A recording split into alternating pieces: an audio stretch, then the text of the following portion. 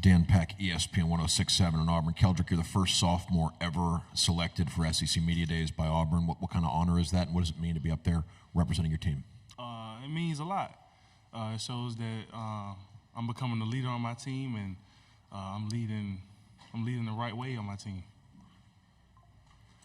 Okay, we'll go here on the aisle, third row. Alexa Harley, WHNT in Huntsville. We've spoken to a lot of players from other schools about how tough it is to play at Jordan-Hare. What do you think makes it such an intense environment for road teams? I think it's the hardest place in college football to play. You got the fans on the sideline all against you, and the energy from our fans and from our players on the sideline is different from anywhere else in college ball. We'll go on the fourth row on the aisle. Aiden Tyler, OU Nightly. Oklahoma comes to town for their first ever road SEC contest. How do you think Jordan-Hare is going to welcome them to the SEC? What kind of environment are you expecting for that game? We're going to welcome them like any other team. We're going to show them that it's the toughest place to play in college ball. It's not going to be an easy game that you can come in and just walk all over us. Nah, it's not going to be that. It's going to be something you got to fight for. Right side, second row. Derek Peterson, Saturday Down South. What does it take to go from being a true freshman to a guy that plays every single game and becomes what you've become? I mean, what kind of mental fortitude does that take, and then physically, what's required? Mentally, a lot is required. I mean, you going out there every Saturday just playing against some of the best players in college ball. A lot of people say the SEC is like the mini NFL. You got so many NFL draft picks and NFL prospects you playing against every week. You got to play with your A game, and you got to practice like it's your last. So mentally, it takes a lot out of you, but and physically, probably even more. Left side, back row. Marcus Harris moving on to the NFL after an outstanding Auburn career. You got to play with him your first year, work alongside him. What did you learn, and what did you see working with Marcus? I learned how to work like a pro athlete. Marcus Harris was one of the hardest workers on our team. I also learned how to lead like a leader should. He was one of our vocal leaders. He was also a leader by example. So every day I try to mimic that and perfect it to the best of my ability. We'll stay on the aisle on the left. Keldric, Rosie Langelo from WSFA in Montgomery. What has it been like working with DJ Durkin, and how has your relationship been with him? It's been energized.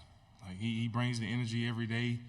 He expects perfection, which that's what we strive for. We strive for perfection every day. He expects the best out of us, and whenever we step on that field, he's dialed in. He's bringing the energy, and he's keeping us active and in the scheme at all times. Left side, back row.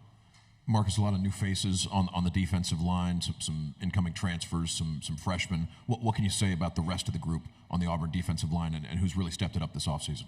I can say Keyron Crawford and Jalen McLeod are two guys on the edge that are really stepping up.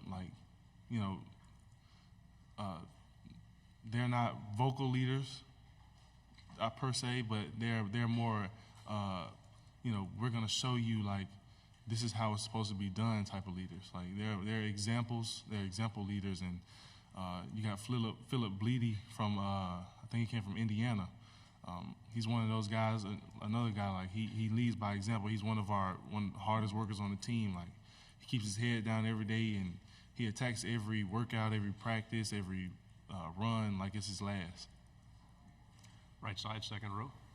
Cam Coleman has gotten a bunch of attention this offseason. I guess, what have you seen from him, and do you guys have to try to keep his head on his shoulders a little bit? Yeah. So Cam Coleman, man, he's been phenomenal in the spring. You could tell from when he first came in, 5-star or not, it really didn't matter to him. So he came in with his head down. He was ready to work as soon as he stepped on campus, and you could tell from the first practice to the end of spring how developed his game was. I mean, he was already a pretty good player, but by the end of the spring, he looked really good. Left side, back row. You're one of several Hugh Freeze recruits from the immediate area, JC's from nearby, Cam Coleman, a lot of guys. Is it more special playing for a school really close to where you grew up and sort of something that feels like home? Yeah, it's pretty special because you get to represent where you're from.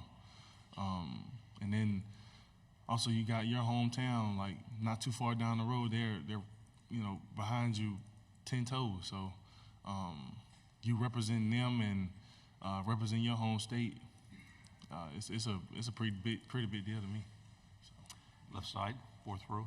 A lot of other teams that have come through here have talked about the difficulty of playing at Jordan-Hare Stadium. What's the experience been like for you, and what do you think is the real edge of playing there? The real edge is the intensity that Jordan-Hare brings. Like it's not easy to play in there.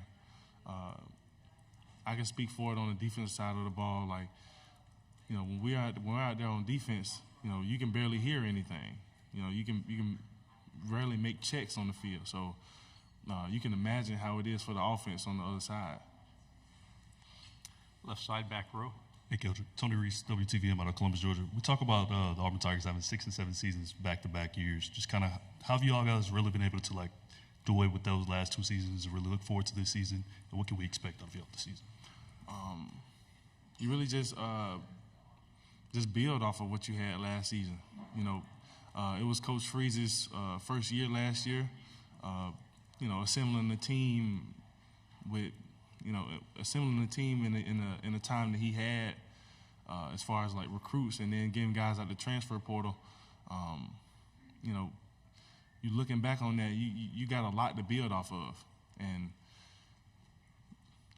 with the players on the team now, like what we had last year, we're excited even more for this year. Back row again. You got on the field a lot as a true freshman. There are true freshmen this year for Auburn that want to play a lot. What's your advice, and what are the most important things they need to do if they want to contribute as true freshmen? My advice is it can be done. Like, it's not nothing that, is impossible to do. Yeah, it's going to be hard because you coming from playing high school ball where you're better than most everybody on the field. Now you're playing against people that, are better or as good as you. So now you just got to work 10 times harder to become that player you want to be. And once you become that player, you get seen, and now you're stepping on the field. We have time for one more question. We'll go right here in the front.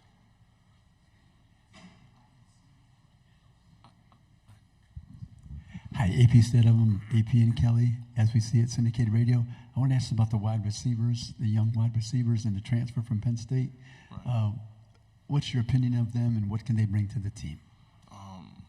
Yeah, that's a good question. Like, as far as the freshmen, the freshmen are hungry. Like, they came in, they're ready to go to work. They're ready to play. But as far as the transfers, like the guy from Penn, Keandre Lambert, man, he, as far as I can tell, like we don't really see them as much, but as far as I can tell, he's trying to become a leader in his own, like right now. Like he's been working his tail off in the weight room, in our team runs whenever we go out there and condition. So the freshman guys, getting the knowledge from him and other guys like Camden Brown, guys that already been through it, really helped them too. So, Keldric, thank you. Good job. Yes, sir. Presented by Goodwyn Mills Cawood. Learn more at gmcnetwork.com.